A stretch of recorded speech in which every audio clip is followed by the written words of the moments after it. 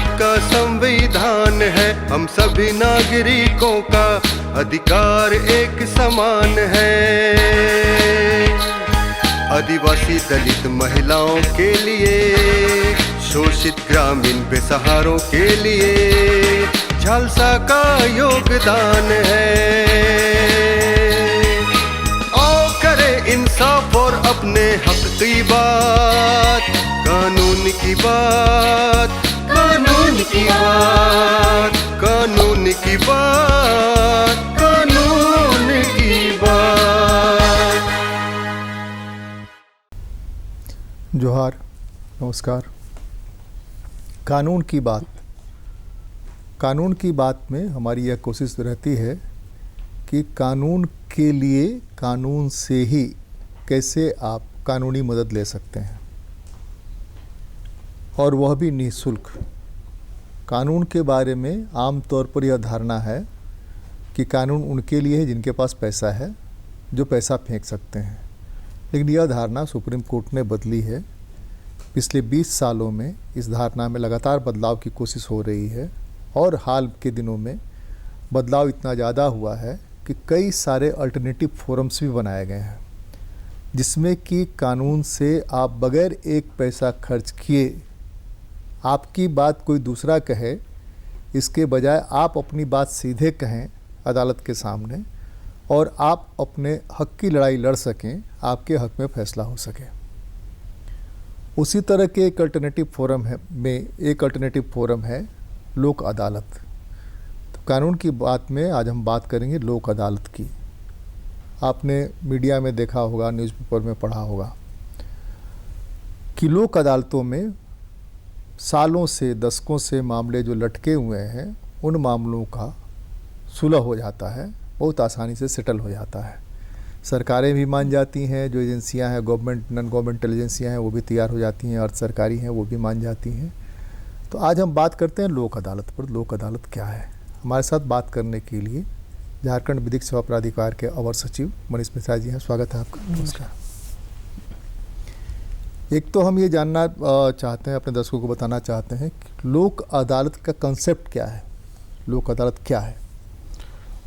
जैसा कि जानते हैं कि लोक अदालत कोर्ट हमारा एक प्रक्रिया है कि जो नॉर्मल प्रक्रिया रहता है कोर्ट में, तो कोर्ट एक तरीके से सिविल कोर्ट हो सकता है, क्रिमिनल मैटर हो सकते हैं, सिविल मैटर्स हो सकते हैं।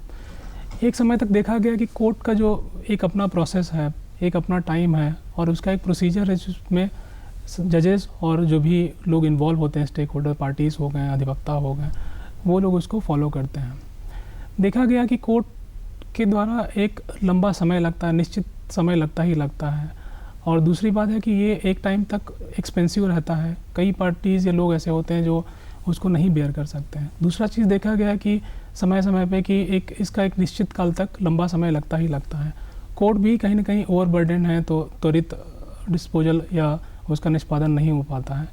तो उसी को देखते हुए एक 1980 के आसपास में एक कॉन्सेप्ट आया लोक अदालत का। लोक अदालत मतलब हो गया है पीपल्स कोर्ट।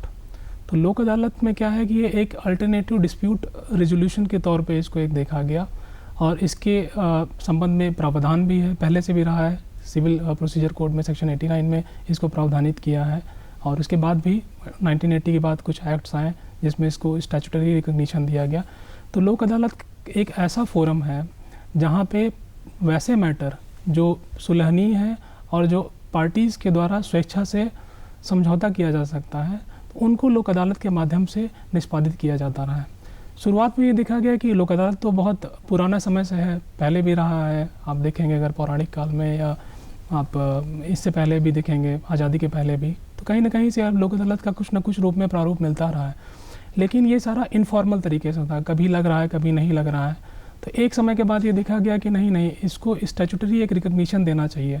दूसरा चीज़ कि लोक अदालत में मान लिया अगर कोई समझौता के आधार पर कोई डिस्पोजल या निष्पादन होता है, तो उसका क्या वैल्यू रहेगा, उसको हम कैसे आगे एग्जीक्यूट करेंगे अगर पार्टी कल को ज़्यादा डिनाई कर जाती है। तो उस सब चीज़ को लेके एक 1987 में लीगल सर्विस अथॉरिटी एक्ट आया, जिसमें लोक अदालत को स्टैट्यूटरी रिकग्निशन दिया गया। अवार्ड जो उसके द्वारा पारित होता है, जो बेंच के द्वारा, उसको एक स्टैट्यूटरी रिकॉग्निशन दिया गया, उसको सिविल कोर्ट की डिक्री के रूप में मान्य किया गया। तो देखा गया है कि लोक अदालत का जो कॉन्सेप्ट आया है वो वही आया कि इनएक्सपेंसिव, स्पीडियर जस्टिस और पार्टीज़ को त्वरित न्याय मिले उसको। तो ये लोक अदालत जो है वो कहाँ होता है? लोक अदालत में एक तो अदालतें बैठती हैं अपनी अपने जगह पर, सबका कोर्ट रूम तय है कि फलाना सिविल का, मुंसिफ का, डीजे का, ये सब लोगों का अपना जगह तय है कि वहाँ मिलेंगे जाएंगे। जी। तो ये लोक अदालत कहाँ बैठती है? लोक अदालत के बारे में मैं बताऊंगा कि एक लीगल सर्विस अथॉरिटी में एक अपेक्स बॉडी है, नालसा जिसको बोलते हैं, नेशनल लीगल सर्विस अथॉरिटी। उनका एक वार्षिक कैलेंडर होता है जिसमें कि एक लोक अदालत में बताऊंगा कितनी तरीके का रहता है। एक जैसे कि नेशनल लोक अदालत हो गया, एक मंथली लोक अदालत होता है, एक जेल अदालत होता है, और कभी कभी रहता है स्पेशल मैटर्स के लिए स्पेशल लोक अदालत का आयोजन किया जाता है। तो जो नेशनल लोक अदालत होता है उसका कैलेंडर मतलब हर 3 महीने पे एक बार उसका आयोजन होता है, जो पूरे भारतवर्ष में रहता है। वो एक ही दिन रहेगा और एक ही तिथि और समय फिक्स रहता है। इसका आयोजन रहता है कोर्ट में ही होता है, जो कोर्ट परिसर है वहीं पे रहता है। बेंचेस का गठन होता है, वो बेंचेस कितनी रहेंगी आवश्यकता अनुसार देखा जाता है कि उसमें कितना केसेस आ रहे हैं, कितना रिक्वायरमेंट है, क्या स्पेशल केसेस हैं, तो उसका आयोजन किया जाता है स्टेट लीगल सर्विस अथॉरिटी के द्वारा। और यह छोड़ दिया जाता है डिस्ट्रिक्ट लीगल सर्विस अथॉरिटी पे कि वह कितने बेंचेस रहेगा, और आयोजन सामान्यतः या प्रायः देखा गया कोर्ट परिसर में ही होता है। ये जो कोर्ट परिसर में होता है तो उसमें बैठते कौन लोग हैं? जज साहब लोग ही बैठते हैं या दूसरा कोई बैठता है? जैसे कि फिल्मों में दिखाया जाता है कि जूरी होती है, वो जूरी बैठती है, जूरी बैठ के चीज़ों को निपटाती है। तो ये जो कॉन्सेप्ट है वही जज साहब यहाँ बैठेंगे या दूसरे कोई जज साहब आएंगे और उस केस को देखेंगे जिन मामलों में? दूसरा उसी के साथ जुड़ा हुआ है कि आम आदमी वहाँ तक पहुँचेगा कैसे? वो क्या जानता है कहाँ वहाँ पहुँचना है, नहीं पहुँचना है? क्या कि अपने देश में जो सबसे बड़ी मुश्किल है वो मुश्किल है लोगों की गैर जानकारी का अभाव।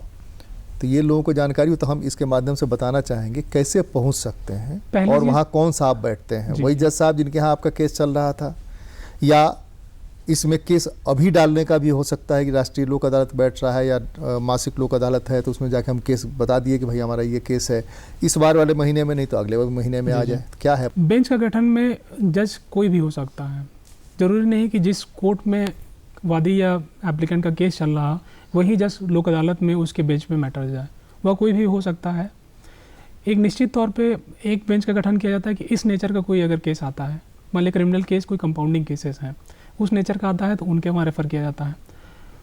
हो सकता है कि उनके ही कोर्ट का वो केस हो, वो भी आता है, और उसके अलावा अदर कोर्ट का भी जो केस रहता है वो भी आता है। तो वह बेंच पे डिपेंड करता है किस बेंच में आपका गया है। वो हो सकता है वही जज साहब आपके हों या कोई और भी हो सकता है।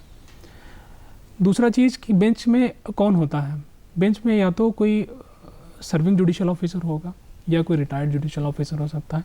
उसके अलावा एक या एक से अधिक ऐसे लोग हो सकते हैं जो सोशल एक्टिविस्ट हों या लीगल फील्ड में जो काम कर रहे हों और जिनको थोड़ा अच्छी समझ है लोक अदालत के बारे में, लीगल सर्विसेज के बारे में, वो लोग रहते हैं। तो उस समय नॉमिनेट करते हैं क्या, जिस समय लोक अदालत होना जब है? भी लोक अदालत का आयोजन होता है तो एग्जाम्पल के तौर में मान लिया कि अगले हफ्ता होना है तो 1 या 2 दिन पहले या 3-4 दिन पहले उसका एक बोर्ड, वो बेंचेस का गठन हो जाता है। अच्छा। और वो नोटिफाई हो जाता है कि ये इतनी मान लिया 10 तरीके का बेंचेस बनी हुई हैं और वो कौन कौन सा मैटर देखेंगे और उस बेंच के कौन कौन मेंबर्स हैं और उनको असिस्ट करने के लिए कौन कौन सा स्टाफ। जैसे एक बैंकिंग हो गया, एक इंश्योरेंस का हो गया, एक बता आपने क्रिमिनल में अगर जैसे कंपाउंडिंग केसेस हो गया, इलेक्ट्रिसिटी का हो गया, MACT का हो गया, NI एक्ट के लिए हो सकता है। तो डिपेंडिंग कि आपका कितना केसेस हैं और कितना रेफर हो सकते हैं।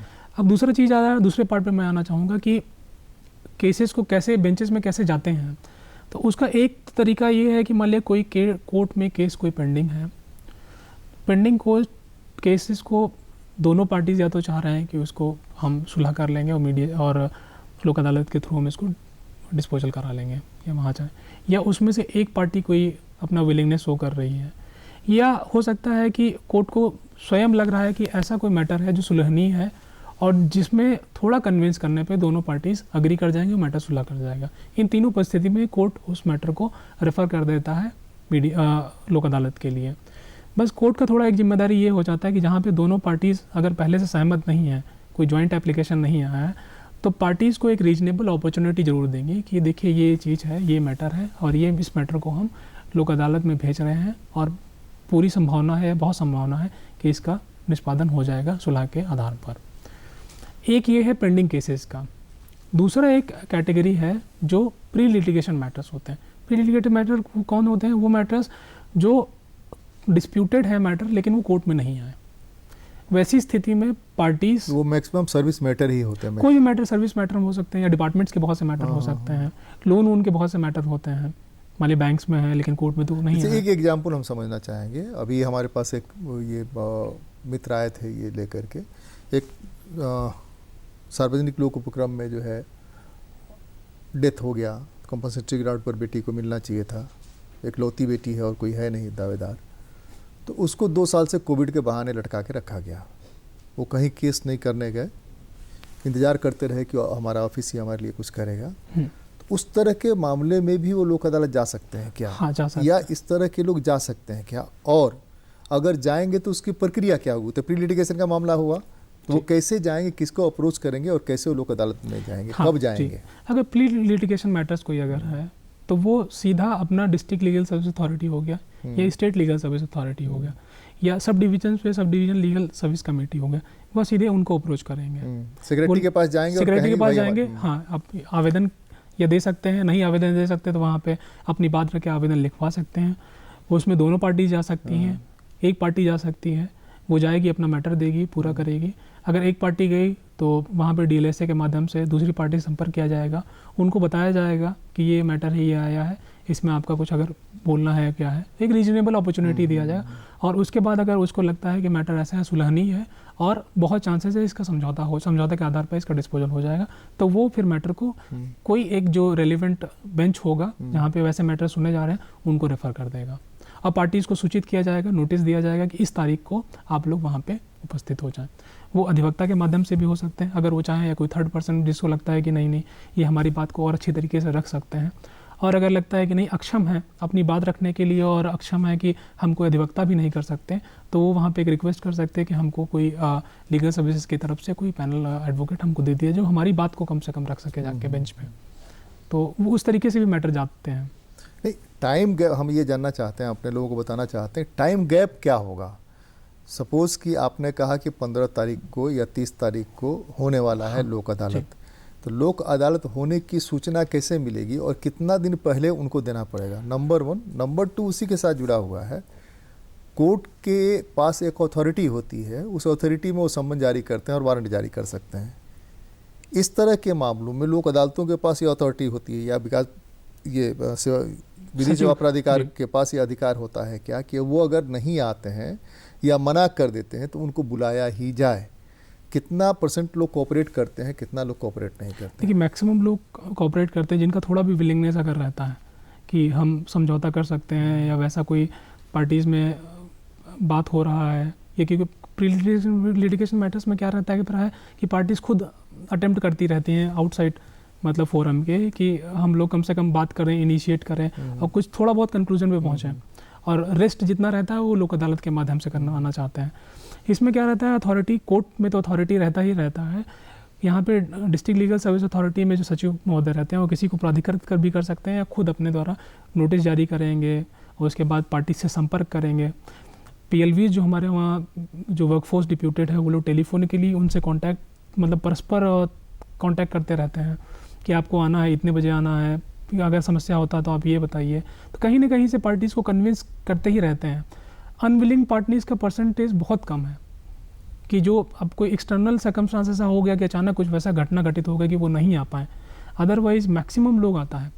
ये टाइम ड्यूरेशन जो है, टाइम ड्यूरेशन एक रीजनेबल टाइम दिया जाता है, कोई फिक्स टाइम नहीं जी। हम फाइल कर सकें, प्री लिटिगेशन के लिए जा सकें, उसके लिए टाइम गैप क्या होगा? कोई टाइम गैप नहीं, आप सेम डे भी जा सकते हैं।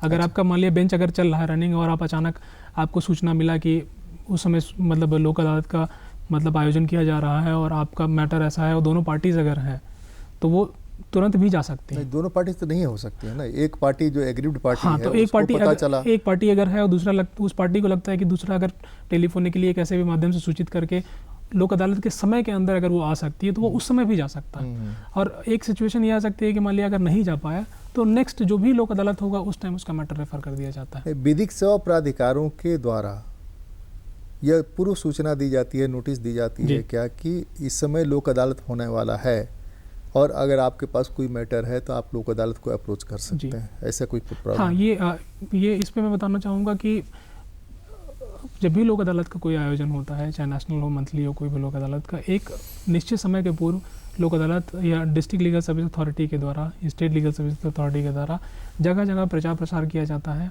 कि इस दिन नेशनल लोक अदालत या लोक अदालत का आयोजन होना है, कहाँ पे होना है, कितने बजे होना है। इस किस माध्यम से हो सकता है? मीडिया के माध्यम से, मीडिया का बहुत सपोर्ट इसमें रहता है। प्रिंट मीडिया हो गया, आपका इलेक्ट्रॉनिक मीडिया हो गया, उसके अलावा हमारे PLVs डिप्यूटेड हैं, कोर्ट के माध्यम से जहाँ जहाँ हो सकता है वहाँ पे दूर दराज इलाकों में भी इसकी सूचना दी जाती है कि इस दिन यहाँ पे जगह पे और इस समय लोक अदालत का आयोजन किया जा रहा है, और कोई भी पार्टी अगर चाहे तो वह इन लोगों से इन दूरभाष संपर्क कर सकता है या इस ऑफिस में आके संपर्क कर सकता है। जैसे कि ग्रामीण इलाकों में मैक्सिमम सिविल मैटर बहुत सारे होते हैं और कंपाउंडेबल ये क्रिमिनल केसेस बहुत सारे होते हैं। आपसे में छोटी मोटी लड़ाई हो गई, लड़ाई होकर के मामला चल रहा है, तो पंचायतों को या ग्राम सभाओं को इस तरह की अगर सूचना हो कि ऐसा मामला है और इस तरह के मामले में वहाँ जा सकते हैं। जैसे कि ज़मीन डिस्प्यूट का म्यूटेशन नहीं हो रहा है, जो आमतौर पर ये सर्टिफिकेट नहीं मिल रहा है, हम मांग रहे हैं, जाति प्रमाण पत्र हमको दौड़ा रहा है। अब ये केस हम ये मित्र बता रहे थे कि वो उनकी बेटी जो है अब्रॉड के लिए हो गया, सारा कुछ हो गया है, अब अंचल ऑफिस उनको सर्टिफिकेट नहीं दे रहा है। तो हमको जितनी बुद्धि थी उसके हिसाब से कहा कि DLSO को संपर्क करिए, वो आपको दिलवाएंगे। तो ये छोटी मोटी चीज़ें जो है इसको लेकर के भी लोग अप्रोच कर सकते हैं। क्या अप्रोच करेंगे तो वहाँ पंचायतों के माध्यम से कैसे आप तक पहुँचेंगे, यानी डिस्ट्रिक्ट तक या सब डिवीज़न तक कैसे पहुँचेंगे? ऐसे मामले बहुत अभी आ रहे हैं। उसमें है कि हमारे PLVs डिप्यूटेड है पंचायत लेवल जगह जगह पे, या पंचायत ऑफिस में जाके वहाँ से संपर्क कर सकते हैं। वहाँ पे हमारा कहीं ना कहीं एक ऑफिस है, नई ऑफिस है, तो DLSA का कम से कम वहाँ पे संपर्क के लिए नंबर है, लोग हैं कि किन से आप संपर्क करिएगा। वहाँ से संपर्क स्थापित करके या स्वयं अगर आने में सक्षम है तो वो लोग DLSA ऑफिस आ सकते हैं या सब डिवीजन जो भी ऑफिस है वहाँ पे आ सकते हैं। और ऐसे बहुत मामले आ भी रहे हैं और उनका निस्तारण भी हो रहा है, क्योंकि उनके मामले में कोई वैसा बहुत बड़ा कोई डिस्प्यूट नहीं है, बस छोटा है कि आप इनिशिएट कर दीजिए। इनिशिएशन में क्या रहता है कि लोग अग्री भी कर जाते हैं। पार्टीज़ मान लिया, बहुत बार ऐसा देखा गया है कि पार्टीज़ आपस में सहमति नहीं बना पाते, लेकिन जब बेंच में आते हैं और कोई बेंच के मेंबर के द्वारा जब उनको असिस्ट किया जाता है, समझाया जाता है, तो तुरंत अग्री कर जाते हैं और उसका वो लोग मूल्य भी समझते हैं। तो ऐसे आप देखेंगे कि बहुत मैटर आ रहे हैं जो सुदूर इलाके में, ग्रामीण में, जिनके छोटे छोटे मैटर बहुत टाइम से पेंडिंग है या मान लिया हो रहा है, कोई सुनने वाला नहीं है, उनको लगता है कि इसमें कुछ भी नहीं है, बस हम जाएंगे और कोई हमारी बात सुने और दोनों पक्षकारों को समझा दे तो तुरंत सुलह नहीं हो जाएगा। एक तो झारखंड के कंसेप्ट में अगर हम बात करें तो झारखंड कंसेप्ट में ये सरपंच की व्यवस्था नहीं है। यहाँ पर सरपंच नहीं होने के जुडिशियरी जो मामले हैं, जुडिशियरी मामले पंचायत के स्तर पर निपट नहीं सकते हैं। मुखिया जी तो डेवलपमेंट के पार्टी हैं, लेकिन मैक्सिमम मामले मुखिया जी के यहाँ किसी भी इस तरह के सिविल डिस्प्यूट के घूमते रहते हैं। 6 महीना, साल भर, 2 साल तक वो घूम रहा है पीछे पीछे कि हम आज करा देंगे, वो करा देंगे। उससे किसी ने पैसा लिया, बोला कि हम चुका देंगे, और चुका नहीं रहा है, दौड़ा रहा है, उसके लिए मारपीट भी कर रहा है। इस तरह के मामलों में वहाँ जहाँ सुनवाई नहीं हो रही है केसेस, तो उस तरह के मामले भी आपके यहाँ लोक अदालत में जा सकते हैं। मामले आ रहे हैं। और दूसरे की ये जो अधिकार क्षेत्र है, उस अधिकार क्षेत्र में कोर्ट को अधिकार है आदेश देने का, आदेश को एक्सिक्यूट कराने का, तब तक जब तक कि हायर कोर्ट उस पर स्टे नहीं कर देता है। तो कोर्ट उसको एक्सिक्यूट कराने के लिए कुछ भी कर सकता है, वो पावर इम्पावर्ड है। लेकिन ये जो लोक अदालत है या इस तरह के विधिक सेवा प्राधिकार हैं, उनकी क्या अथॉरिटी है, किस तरह से इम्प्लीमेंट कराएंगे? एक तो आपसी सहमति की आप बात कर रहे हैं कि आपसी सहमति में डिनाई कर गया जा करके। देखिए, मैं एक चीज़ बताऊंगा कि लोक अदालत में कोई भी मामले का निस्तारण जो होता है वो आपसी समझौता और सहमति के आधार पर ही हो सकता है। वहाँ पे जो बेंच होती है वो निर्णय नहीं करती, उसको एडजुडिकेट या डिसाइड या अपना कोई ओपिनियन फॉर्म नहीं करती। पार्टीज मीडिएशन की भूमिका होती है, मीडिएट करते हैं, कंसिलिएटर की, वो असिस्ट करता है। तो कंसिलिएटेड प्रोसीडिंग्स होता है, तो वहाँ पे जो भी समझौता या मतलब कॉम्प्रोमाइज़ के बेसिस पे ही अवार्ड पारित किया जाता है। अवार्ड का उसका वैल्यू क्या रहता है? अवार्ड एज गुड एज वो किसी भी सक्षम कोर्ट की डिग्री के बराबर होता है। अच्छा, ठीक है। या अन्य कोर्ट, जो भी अन्य ऑर्डर कोर्ट के द्वारा पारित किया जाता है, उसका वो होता है। लीगल सर्विस अथॉरिटी के सेक्शन 821 में इसको एकदम स्पष्ट रूप से कहा दिया। उसको एग्जीक्यूट, जैसे कि कोई सिविल कोर्ट की डिक्री को एग्जीक्यूट किया जाता है वैसे ही वो एग्जीक्यूटेबल होती हैं। तो वह जो भी मान लिया कि कोई ए कोर्ट के क्षेत्राधिकार में आता है तो उस डिक्री या उस मैटर को वहाँ पे रेफ़र किया, सूचित किया जाता है, और मान लिया कोई पार्टी अगर उसको नहीं मान रही, बाद में कल को चलते डिनाई करती है, तो उसको सिविल कोर्ट की डिक्री के रूप में उसको एग्जीक्यूट कराया जाता है। जो प्रोसेस दिया है उसी के अकॉर्डिंग उसको एग्जीक्यूट कराया जाता है। जो सर्विस मैटर हैं, सर्विस मैटर में मैक्सिमम शिकायतें हैं, किसी को प्रमोशन का प्रॉब्लम है कि लंबे समय से लटका के रखा गया प्रमोशनल मामला, किसी का पेंशन नहीं मिल रहा है, बरसों से पेंशन नहीं मिल रहा है, बिजली बिल बढ़ा करके मिल रहा है, टेलीफोन का बिल बढ़ के आ रहा है, सर्विस मैटर म्यूनिसिपल कॉरपोरेशन का है जो सर्विस ठीक ठाक नहीं है, पैसा ले रहा है लेकिन सर्विस नहीं दे रहा है। इस तरह के मामलों में लोक अदालतों में गुंजाइश है क्या कि आप? हाँ, बिल्कुल होता है। और जैसा कि मैं बताया कि एक स्पेशल लोक अदालत भी है, तो स्पेशल लोक अदालत जैसे कि यूनिवर्सिटीज़ है जी, यूनिवर्सिटीज़ में बड़े पैमाने पर प्रमोशन 10-10 साल 20-20 साल से लटके हुए हैं। बहुत सारे मामले हैं जो फाइल की प्रक्रिया, उस फाइल की प्रक्रिया में ऐसा कुछ नहीं, प्रमोशन देना ही है। अब 20 साल बाद किसी को प्रमोशन दीजिएगा तो 20 साल में प्रमोशन का जो उसको लाभ होता है वो तो नहीं मिलेगा। पैसा आप जोड़ के दे दीजिए लेकिन जो प्रोन्नति का लाभ होता है कुर्सी ऊपर जाने का वो नहीं गया, तो इसका कौन भरपाई करेगा? तो इस तरह के जो मामले लटके पेंडिंग पड़े रहते हैं किसी न किसी बहाने, तो उस तरह के मामलों में लोग अप्रोच कर सकते हैं। हाँ, उस मामले में अप्रोच कर सकते हैं, या अगर बहुत ज़्यादा संख्या है ऐसे मामलों का तो समय समय पे स्पेशल लोक अदालत का आयोजन किया जाता है। जैसे कि पहले भी हुआ है, सर्विस मैटर को सर्विस मैटर से स्पेशल लोक अदालत हो गया, या कोल्स वगैरह का कभी रहा है, कोल्स को लेके स्पेशल लोक अदालत हो गया। फैमिली के ऐसे मैटर रहते हैं उनको लेके स्पेशल लोक अदालत, मतलब सामान्य जो लोक अदालत हो रहा है वो तो हो ही रहा है। और अगर सर्कमस्टांसेस ऐसा है कि बहुत ज़्यादा ऐसे केसेस हैं और लगता है कि नहीं लार्जर अमाउंट पे ऐसे लोग इन्वॉल्व हैं, तो उसके लिए स्पेशल लोक अदालत भी आयोजित करने का प्राधिकार को पावर दिया गया है।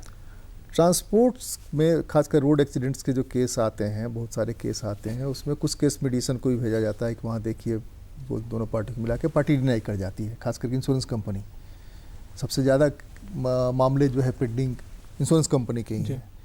उसके पास लाइसेंस नहीं था तो वो चला नहीं रहा था, तब इसको सिद्ध करते रहिए, सिद्ध करने में 3 साल 4 साल मामला लट गया। इस तरह के मामले में भी लोक अदालत जा सकते हैं। इस तरह की भी आते हैं। MACT या जितना मोटर व्हीकल एक्सीडेंट क्लेम्स के जितने भी सुलहनी मामले हैं वो सारे भी आते हैं।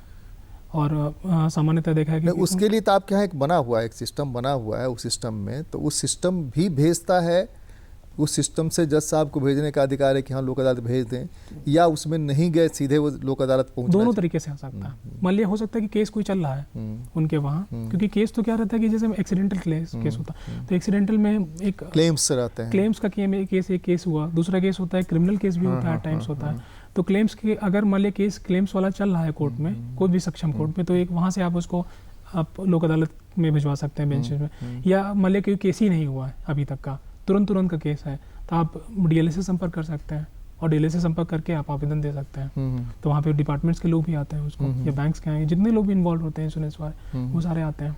दोनों ही माध्यम से आप कर सकते हैं। तो एक जो वहाँ पर ऑफिस में बैठा हुआ है जो रोक रहा था, वो यहाँ आकर के कैसे तैयार हो जाएगा दे देने के लिए, और कैसे ये हो बेंच कोशिश करेगा कन्विंस करने के लिए कि बेंच तो सबसे बड़ा भूमिका वही है ना कि हम उसको कन्विंस करें, क्योंकि उन लोगों को भी पता है ना कि कल को जाके हमको देना ही है। देखिए यहाँ पे 2 चीज़ होता है ना, एक तो देना है कि नहीं देना, नहीं कल को देना है नहीं मनीष जी, उसमें कल को देना है ये दिमाग में उसको रहता तो फिर उसका लगता है कि हमारी तो कुर्सी बदल जाएगी, हम ट्रांसफ़र होकर चले जाएंगे, कहीं प्रमोट होकर चले जाएंगे, हमारा कुछ बिगड़ने वाला नहीं है। इसलिए कि अकाउंटेबिलिटी वहाँ है नहीं, और है तो इतनी दुरूह प्रक्रिया है अकाउंटेबिलिटी के बारे में कि फलां साहब के फाइल में जलेबी बनाने से गड़बड़ी हुई थी, फलां साहब पर भी कार्रवाई होती, वो जानता है कि हमारे पर कुछ नहीं होना है।